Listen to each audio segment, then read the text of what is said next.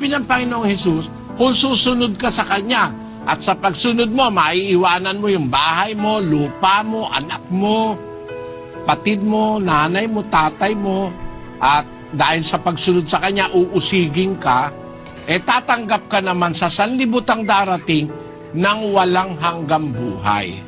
So, ang halaga ng buhay ngayon, kapatid, pag ginamit mo ito sa paglilingkod sa Diyos, yang buhay natin ngayon sa lupa, ang puhunan natin para magkaroon tayo ng buhay na walang hanggan.